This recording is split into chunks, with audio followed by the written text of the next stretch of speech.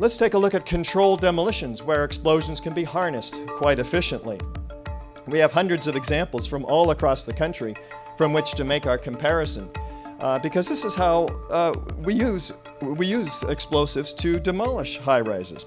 So this is what a high-rise looks like while it's being demolished with explosives. Controlled demolitions can be engineered in many different ways. Normally, the purpose is to bring a structure down while avoiding damage to adjacent structures, and to do so quite efficiently, economically too. Typically, a tall building like these are demolished by placing thousands of cutter charges throughout the columns and beams in the building, and then detonating them in a very precise order, progressing outward and upward, synchronistically timed floor by floor. Destroying the inner columns allows the weight of the building to pull the exterior inward, and destroying the building from the bottom up allows the weight of the building to be harnessed to do some of the destruction.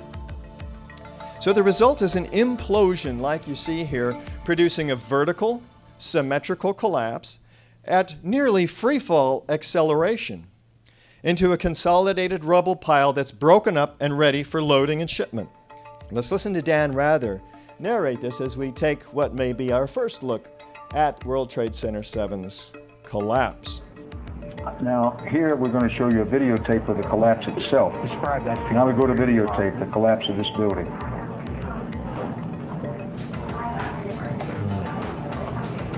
It's amazing. Amazing, incredible, pick your word. For the third time today, it's reminiscent of those pictures we've all seen too much on television before, when a building was deliberately destroyed by well-placed dynamite to knock it down. Is there a straight-down symmetrical collapse of this building into its own footprint? Let's look from West Street.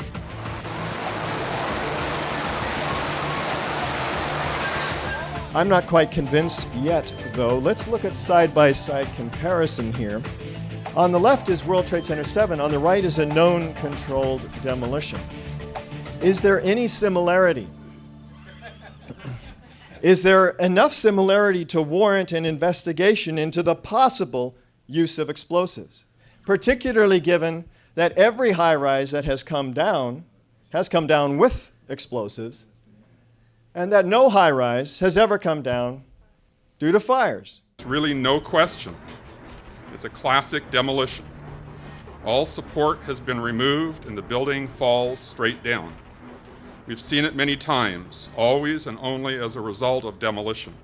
This is a profile of the World Trade Center Building 7. It was a tall trapezoidal-shaped building. It's situated a little more than 100 meters north of the North Tower across Vesey Street. It's 47 stories, or 174 meters, or 571 feet tall. Its footprint is basically the size of an American football field. It has 58 perimeter columns and 25 core columns, and it was a massive building. The 23rd floor housed a specially reinforced bunker for the New York City Office of Emergency Management. The tenants of the building in 2001 included Solomon Smith Barney, the IRS Regional Counsel, the U.S. Secret Service, the DOD, CIA, New York City Office of Emergency Management, Security Exchange Commission, and several banks and insurance companies. Needless to say, it was a very security-minded place.